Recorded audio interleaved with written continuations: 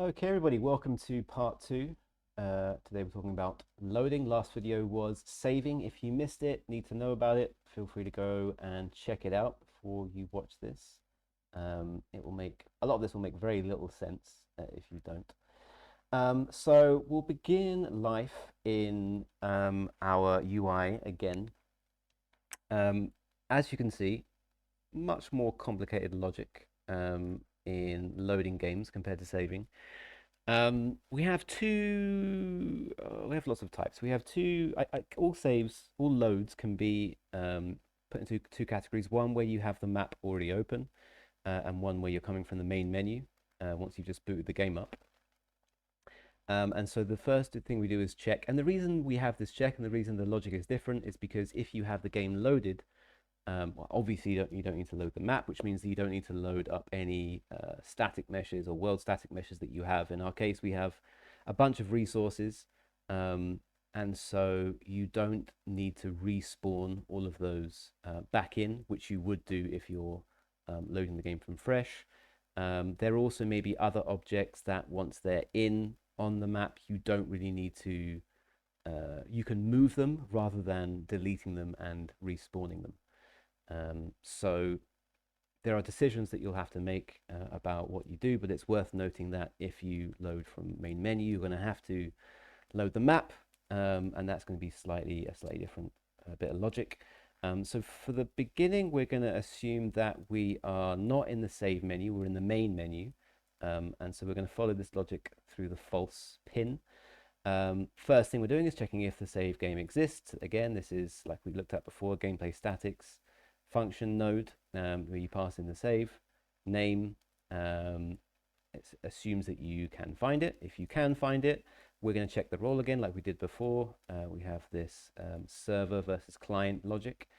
So if we are the client, then all we're going to do is just call load game, and that's going to make sure that you spawn in the right place, which is over here. And if we are the server, which is what we're going to focus on for now, we're going to get the game instance, cast it to our own custom game instance. This is kind of a hacky way of understanding if we were in the main menu or not, because you have basically a different character class. If you are in the main menu, you are a lobby character. So if you are the lobby character, it's just an extra layer of security to make sure that we are in the main menu. We are going to do this stuff. So the first thing we do if we are loading from the main menu is you remove all the widgets, your main menu widget, and then you create we have a little loading screen. Again, you don't necessarily need to do this, but we have our own. You'll add that to the viewport.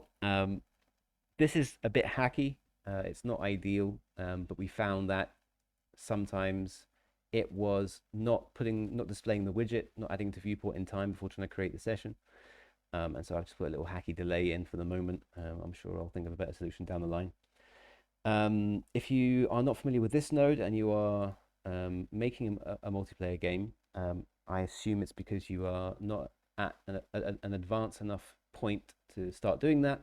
But this is from the Steam Advanced Sessions plugin, which is, as far as I understand, absolutely paramount if you're making an online game and placing it on Steam. And once it's done that, assuming it's successful, it calls our game instance function init game, which we'll look at now. This is Sean from the future speaking. I realized that I forgot to mention one very important thing, which is how to get all of your game save slots. And so this was a function I stole from the Unreal Engine forums and modified slightly. And so I'm going to leave this to display here. You can call this in your UI to basically get a list of all of your save games, which, as I talked about before, are in your save./save game. And so this basically goes through your save games directory, and it lifts all of the data that you need. I added some extra objects here, which is to sort by a timestamp to make sure that the array that you're returning is in some kind of order, timestamp order. And then also I'm getting names from that as well. But yes, this is how you would load your save games and it returns an array of strings, which you can then um, um, call as a parameter in the get or does save game exist or load save game, the gameplay statics function. And hey presto, you have all your save games. And so this is init game, and this first thing will load up our current save object. If it is going to be a new game, if it's not, we don't need to do that. It sets a few variables. It sets is loading to true because there are basically other objects that will need to check whether this is in the loading process or not. And it will not do some things or do some things if it is loading. So both game instance and game mode, while the game is loading, should have an is loading boolean set to true or false. If it's a new map, if we're loading from the main menu, we want to load the map, and so we call this load map function. And the reason why we're separating the init game from the rest of the load functionality is because the map takes a while to load, and if you're calling this function, you try and do everything. It's going to try and do stuff before the map loads, before the world exists, and you're going to get a bunch of crashes.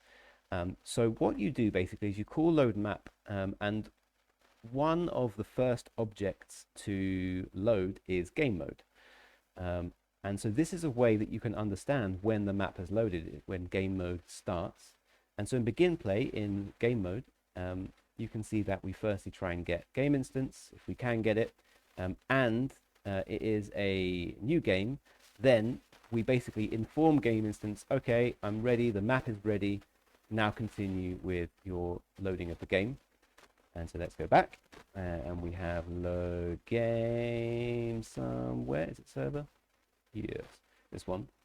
And so in load game server, the first thing that we do is, so as I mentioned before, we have resources in our game, and resources will not change positions. So we don't really, and because they're fixed when the map loads, they're not created at runtime. We don't need to load them again manually. We can just allow the loading of the map to do that work for us. And then we just make sure that we re-establish the states, right? So for example, our resources have different HP, different yields that they can produce. They might be visible or invisible. And so we're basically saving that data during the save process. We're saving it to our custom save game object. And then once we have loaded the object, in fact, this should be a check always. Once we've done that, then we just get our current save object and re-establish the states of our resources. And then once that's done, once the map's ready, we call game mode, and we have game mode spawn everything into the world. The reason for this, the reason for this is because game mode exists exclusively on the server, and we always do our spawning on game mode. It just seems to make the most sense. You don't need to worry about messing about with any replication. Everyone sees everything that's spawned by game mode, and so we just make game mode handle that. There may be other ways of doing it, but this is the way that seems to work for us. And so if we go into this function, you can see that inside on game loaded, we are passing in a reference to our save game object, and whether or not it's being loaded from the main menu. We do a check, make sure that we are being passed something, some kind of save game object. And then we have a no, this is a map which saves the ID, the GUID. And this is not, so one thing you may remember from the last video is that we're using GUIDs to identify all of the objects that we have in the game so that we can reconnect pointers to objects to their newly spawned alter egos, to the latest version, the latest memory address of that particular object. And so what we're doing is whenever we spawn an object in, this map is the same as the last map. It consists of a GUID and of an actor. an actor class, um, and so it will basically say what was the ID from the load game, sorry, from the save game, and what is the new reference to you. And so it passes that in to all of the other loaded objects, this big T map, um, and so that it can check that T map for corresponding IDs when it needs to. We'll show you some examples in a moment of that. This is doing some stuff. Okay, yes. One very important thing to note here. So, again, it took us a while to figure this out, but in terms of spawning in the player, again, like before, because you aren't saving, you're only saving information data about the player that's saving and you're ignoring the other players. It might be interesting to note that the player, so the controller, the player controller is spawned around the same time as game mode, but the character is spawned afterwards. And so once the player controller is spawned in, it calls this on possess function. On possess is a lie. It was post login. On possess is a controller virtual function. So this is a virtual function in game mode, which is called as soon as the controller, the player controller, is spawned into the game, and you see that you have a reference to the player controller. It's interesting that the actual spawning of the character is done here in the supercall, so the engine game mode's version of this function. It's done here, and so any custom spawning you want to do, you do before calling the super. I believe that in post login it first checks if it has a pawn. If it doesn't have a pawn, then it will do the spawning. And so if you do the spawning here, it automatically saves as and you call the possess function here, then it does get pawn and it won't spawn a duplicate here. We had a lot of instances where we were spawning in evil twins of our characters before we finally managed to figure this out. So yes, very important to note that the spawning of your character, your player character, you want to do in this function in post login before calling the super. And so you can see that we spawn the player here from the actor class, and all of this data is coming again from the custom save game object, which is somewhere here. Player data. Yes, here we go. So you get the game instance, the save object, and then the saving player struct, which is an F character save data struct, and that contains the class. It contains the transform, which is all you need to know. You spawn that in to that particular transform, and then you call possess on new player controller, and that's all you need to know really. And then we call on game load here. So yes, so depending on how you're going about loading your game, whether it's from the main menu or not, you will want to, like for example here, it's a new game. This is just a position in the map that we've chosen, which makes sense. This is if you have no save game data, obviously it's a new game. Yes, so that's it. So very, very important to note, if you don't do that, you'll spawn in the center of the map, or all kinds of mad stuff will happen. So that's how you manage spawning your player in. And so back to our on-game loaded function. You can see here, this is actually probably redundant now, but this is just setting the transform of the character. This should be handled in the function I just talked about. So next thing you do is you get all of that map that I referred to last time, which consisted of actor save data and the GUIDs. Because we're iterating through it, just a very quick note on efficiency in C++. If you're iterating through something from beginning to end, or from beginning to some position, some element in the map, if you're iterating recursively through it, then you want it to be an array, because the data points are contiguous, they are next to each other, and so it's much quicker, much more efficient to iterate through them. Whereas if you want to look something up specifically, a specific element of a container, then it's much better to use something that uses a hash function, for example, maps, right? So in this case, we are getting an array, we're generating an array of our actor data so that we can iterate through it. And then simply you're iterating through our actor save data that you'd saved in your save game, and you're spawning them into the map. You're spawning them using the transform, using the actor class that you'd saved. These params are. Also, it's worth noting here, params. So here you can see defer construction. I haven't actually used this yet, but I feel like it could be useful. And you can see that once you've set this to true, then basically you can spawn an actor, do something, and then call finish spawning. And that will basically override anything you do here, will override the constructor of your object. So if there's something in your object that you want to be different somehow, that the loading logic should be different, then you can do that here. And then call finish spawning, and that's when the spawning finishes. It calls a constructor, and then that's that. And so then we populate this map, which is our all of our loaded actors.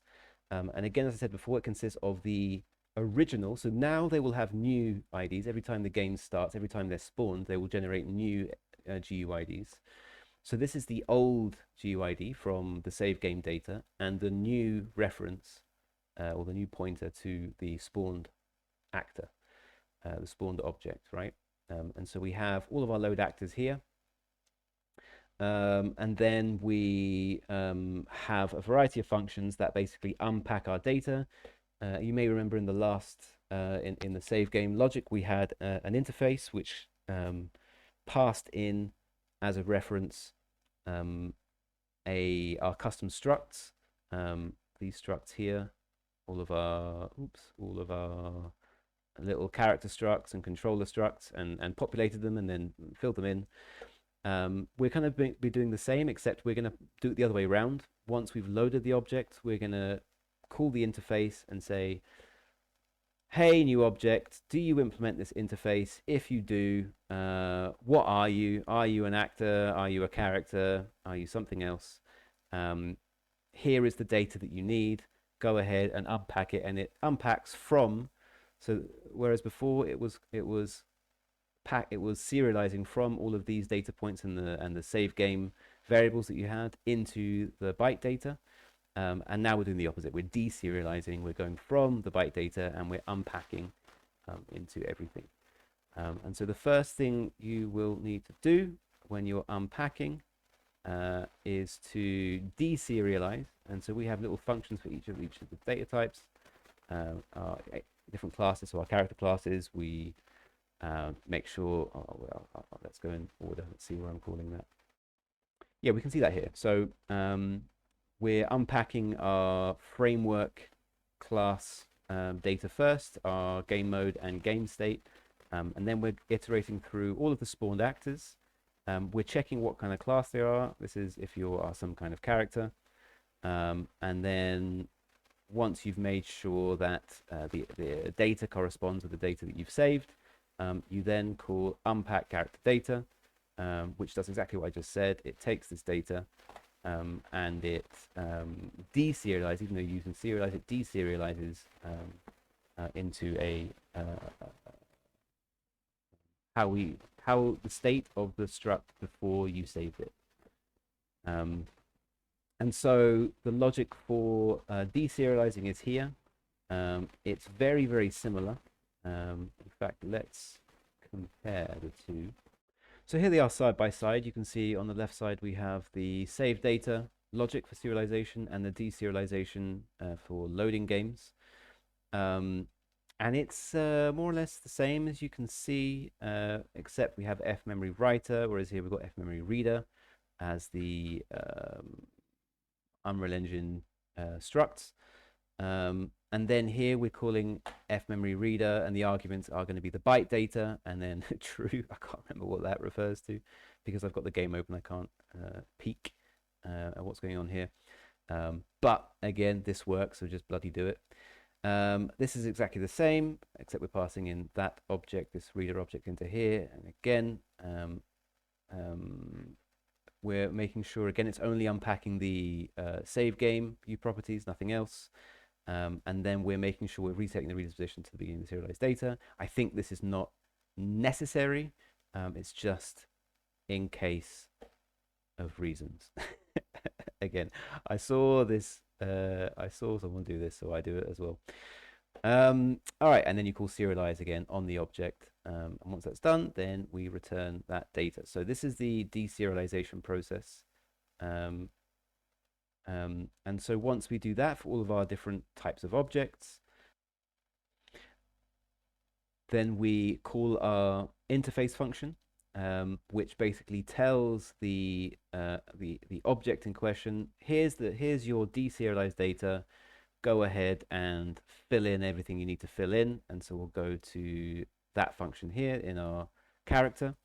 And so you can see that, if our this is actually probably too explicit. We probably didn't need to save this, but yeah, if you have an arrow spawn, then go ahead and respawn it. We have a memory component which stores various data points about the world, and we unpack that here. The inventory stuff again, like we saw before. I'll just have a quick look at this function for you. So this is passing in an array of your item save data. Again, always as a reference to make sure you're being as efficient as possible. You empty your items because we do have some default items that we have in the beginning. And then again, it unpacks the data, unserializes it, and then adds the items to the inventory with the correct status. And then it's really just a case of making sure that you manage your data correctly. You'll run into countless issues with certain objects not saving correctly. For example, here we have some required items which feeds into UI data. If you go up to a building and you approach it, then you can see some information about it, and that wasn't necessarily populating correctly. And so another issue you'll run into a lot is order, making sure that you're re-establishing the data of the objects in the correct order. Because if you don't, like if you say, hey character, you need to know about this building, but that building hasn't been spawned yet, or it doesn't have a reference to game mode yet, then you'll run into a lot of issues. So that will probably be the thing that takes you the most time. I can't really help you with that. It's going to depend on your game.